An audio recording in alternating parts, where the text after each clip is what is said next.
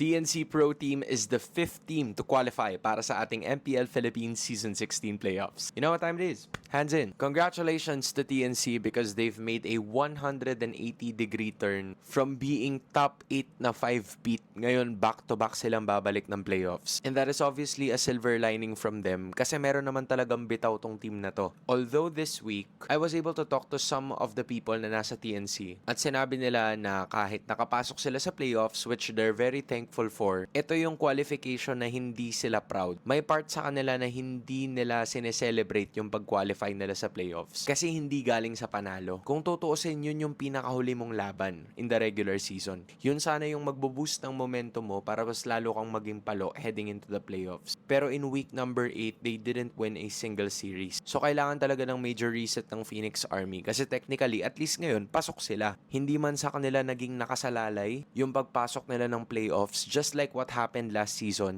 Kasi ganito din yun eh. Nakapasok sila ng playoffs pero hindi sila na-interview kung anong pakiramdam na nakapasok sila sa playoffs kasi hindi sila nanalo nung series. So we weren't able to get their thoughts as well about it. Kaya para sa kanila ngayon, ang mindset is at least nandito na tayo. Pero dapat mas lalo nating galingan para hindi maulit yung nangyari last season. Kasi nagawa na nila yung unang hakbang na makapasok ng playoffs after 5 seasons of not being here. Can they make an extra step of making it deep into the playoffs? Or will we see TNC face the same history as last season?